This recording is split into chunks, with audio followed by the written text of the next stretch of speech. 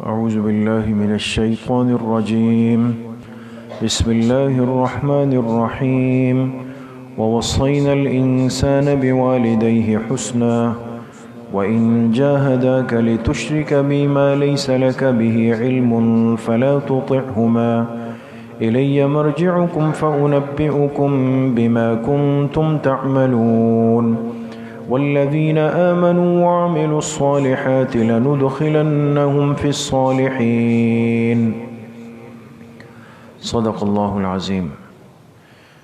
یہ سورۃ العنکبوت کی آیت نمبر 8 اور آیت نمبر 9، یہ دو آیتیں آپ حضرات کے سامنے تلاوت کی گئی ہے. اس سورت کی ابتدا سے جیسے بات چل رہی ہے کہ اللہ پاک نے ایمان والوں کو اس بات کی تنبیہ فرمائی کہ جو ایمان کے اعتبار سے جتنا مضبوط ہوتا ہے اس پر اللہ پاک آزمائشیں اس دنیا میں بھیجتے ہیں. ایمان کے ساتھ آزمائش ہے. جہاں صرف دعویٰ ہو اور اندر حقیقت نہ ہو، ایسے بندے پر آزمائش نہیں آتی. وہ تو دنیا بڑی عیش و عشرت میں، کھانے پینے میں، اس میں گزار لیتا ہے. اہل ایمان جو حقیقتاً جن کا ایمان مضبوط ہو اور اللہ پاک کے ساتھ جو وعدہ کیا، جو زبان سے کلمہ کہا، اس کے لیے ہر قسم کی قربانی کے لیے تیار ہو، ایسے بندے پر آزمائشیں دنیا میں آتی ہیں. اب اس آزمائش کی کیا شکل ہوتی ہے؟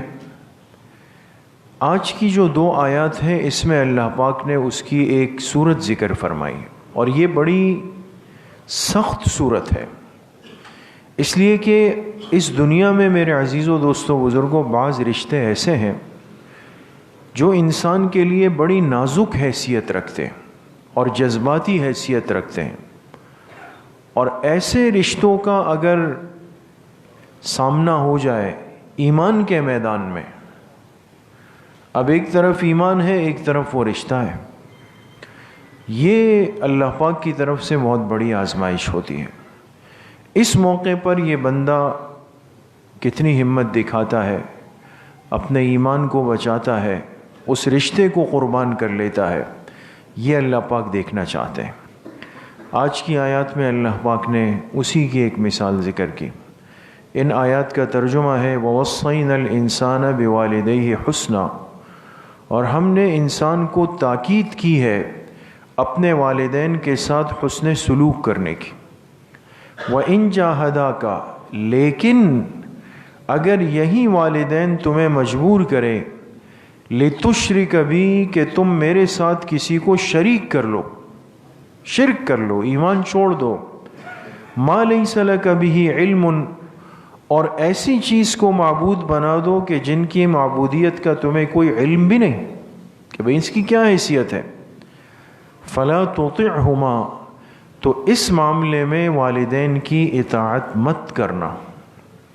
إِلَيَّ مَرْجِعُكُمْ، اس لیے کہ میری طرف ہی تم سب کو لوٹ کر آنا ہے، چاہے اولاد ہے چاہے والدین ہے، سب نے لوٹ کر آنا ہے. فَأُنَبِّئُكُمْ بِمَا كُنْتُمْ تَعْمَلُونَ، پھر ضرور بالضرور میں تم سب کو بتاؤں گا جو کچھ تم دنیا میں کیا کرتے تھے. وَالَّذِينَ آمَنُوا وَعَمِلُوا الصَّالِحَاتِ، اور جو لوگ ایمان پر جمے رہے اور نیک اعمال کیے، لَنُدْخِلَنَّهُمْ فِي الصَّالِحِينَ، ہم ان کو ضرور داخل کریں گے صالحین کے زمرے میں، نیک لوگوں کے ساتھ ان کو شامل کر کے جنت میں بھیج دیا جائے گا.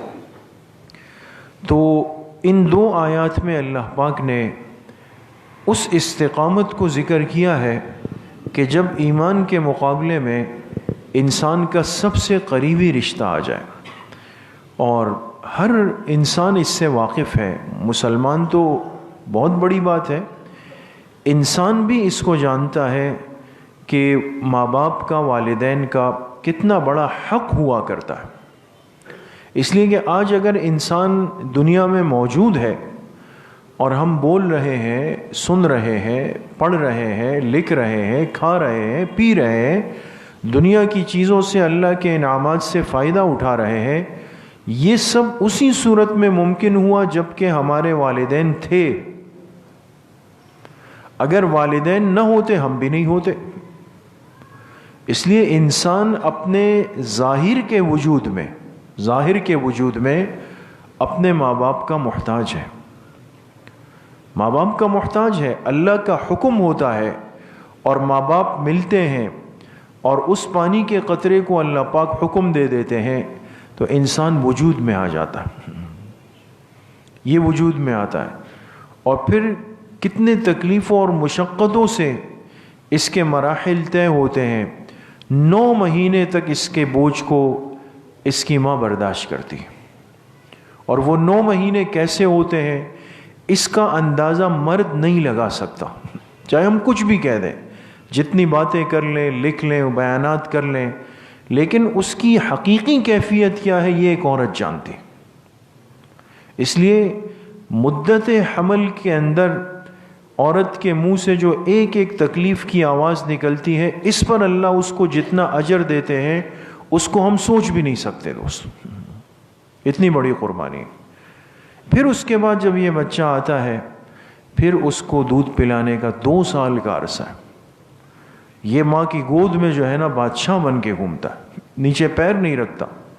وہ قربانی انہوں نے دی. پھر جب چلنے لگتا ہے پھر الگ قربانی ہے. پھر جب بولنے لگتا ہے، شعور حاصل کرنے لگتا ہے، پھر اس کی تربیت کے لیے ماں باپ اپنی زندگیاں لگا لیتے. ان کا آرام گیا، ان کی خوشیاں گئی، ان کا سب کچھ چلا جاتا ہے.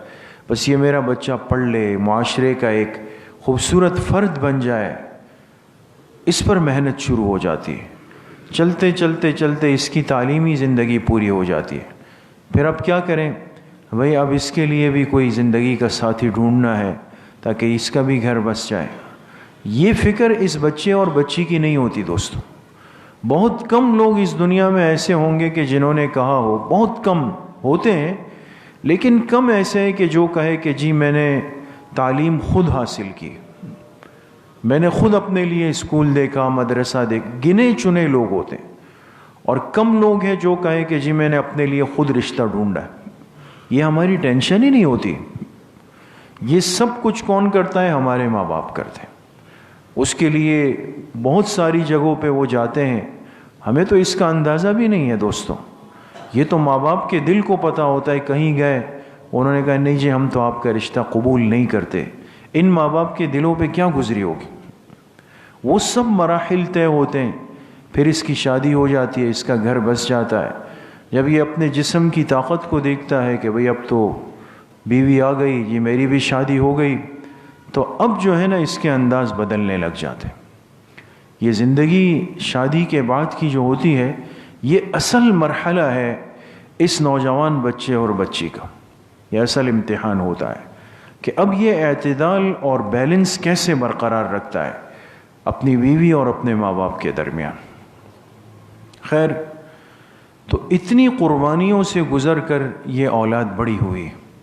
اسی لیے ماں باپ کا بہت بڑا حق ہے دوستوں، بہت بڑا حق ہے.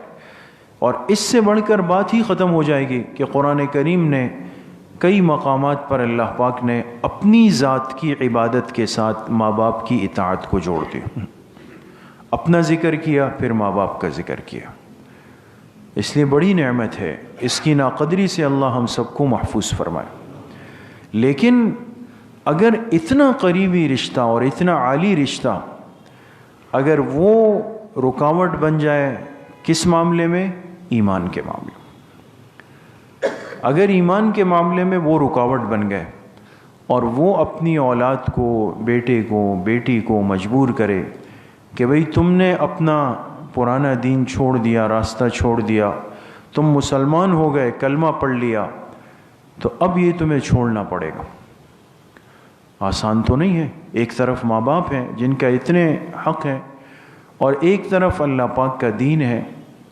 تو ایسے موقع پہ اللہ پاک نے فرمایا کہ اتنے حقوق رکھنے والے والدین اگر تمہیں مجبور کرے کہ تم شرک کر لو، ایمان سے نکل جاؤ، کفر کو اختیار کر لو، تو ماں باپ کی اطاعت اس میں جائز نہیں، جائز نہیں ہے. شرک نہیں کر سکتے ہو، چاہے وہ کچھ بھی کہیں، لیکن اس کی تمہیں اجازت نہیں ہوگی۔ حضرت سعد ابن ابی وقاص رضی اللہ عنہ بہت بڑے درجے کے صحابی ہیں اور جن کا شمار عشرہ مبشرہ میں ہے، یعنی وہ 10 صحابہ جن کو آپ علیہ الصلاۃ والسلام کی زبان مبارک سے اسی دنیا میں جنت کی خوشخبری ملی، ان میں شامل ہیں۔ اور ان کی والدہ تھی، والد بہت جلدی فوت ہوئے، تو ان کو اپنی والدہ سے بے انتہا محبت تھی اور بڑی خدمت کی۔ لیکن جب اللہ پاک نے ان کو ہدایت دی، ان کے دل میں ایمان آیا، کلمہ پڑھا، آپ علیہ الصلاۃ والسلام کے ہاتھ پر ایمان لے آئے، صحابی بن گئے۔ کسی نے آ کے ان کی ماں کو بتا دیا کہ آپ کے بیٹے انہوں نے کہا ہو ہی نہیں سکتا ہے، سعد میرا اتنا فرما بردار بیٹا مجھ سے پوچھے بغیر ماں باپ کا دین چھوڑ دے نہیں ہو سکتا۔ کہا ٹھیک ہے آنے دو۔ جب یہ تشریف لائے گھر پہ تو والدہ نے پوچھا کہ سعد میں نے سنا ہے کہ آپ کچھ نیا کر کے آئے ہوں۔ کہا ہاں، آخری پیغمبر پر ایمان لے آیا ہوں، کلمہ پڑھ لیا ہے۔ کہا کہ وہ تو چھوڑنا پڑے گا۔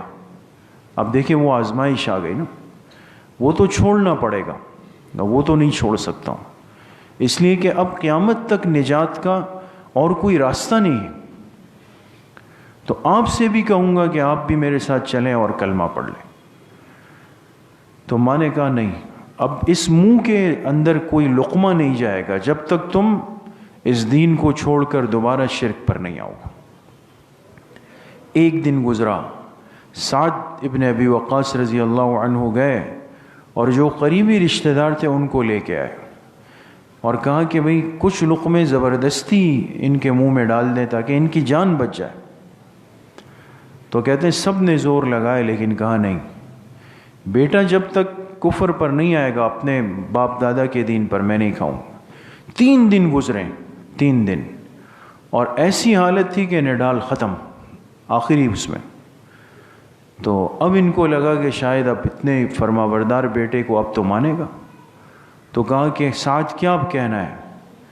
اب سعد ابن ابی وقاص رضی اللہ عنہ نے ہمت کی اور کہا کہ ایک نہیں، اگر آپ کی 100 روحیں بھی نکل جائے اب اللہ کے پیغمبر پر جو کلمہ پڑا ہے اس کو نہیں چھوڑوں۔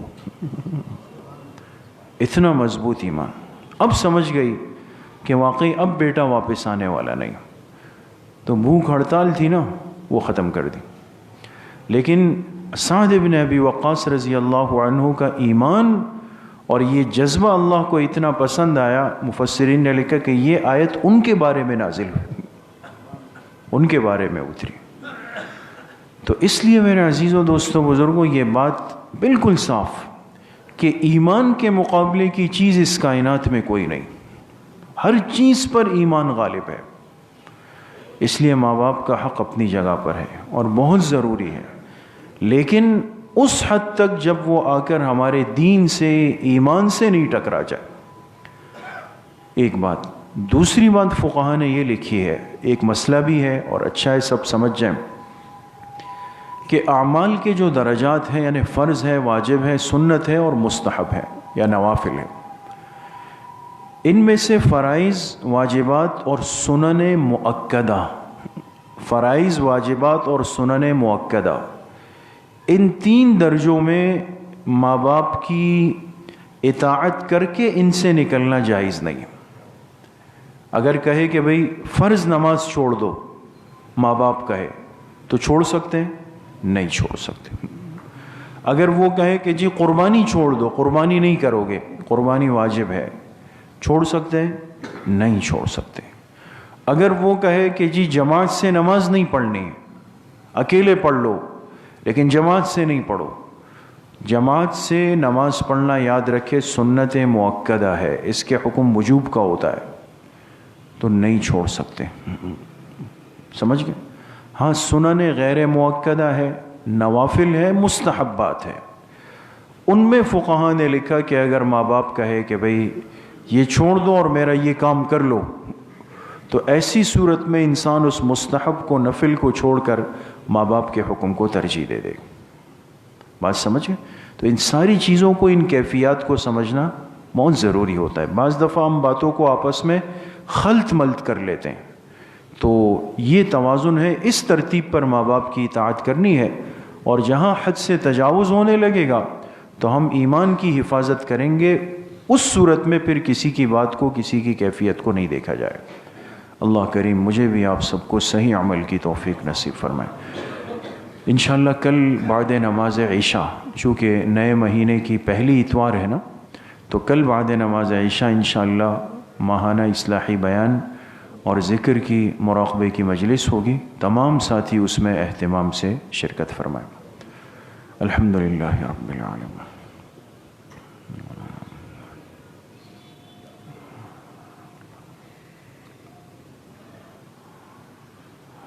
ہماری مسجد کے نمازی بھائی عبدالقادر صاحب کے چچا بیمار ہیں، اسپتال میں داخل ہے، دعا فرمائے اللہ پاک ان کو شفائے کامل عاجل نصیب فرمائے۔ جتنے بیمار گھروں میں ہیں، اسپتالوں میں ہیں، جن امراض میں مبتلا ہے، اللہ پاک سب کو صحت کامل عاجلہ نصیب فرمائے۔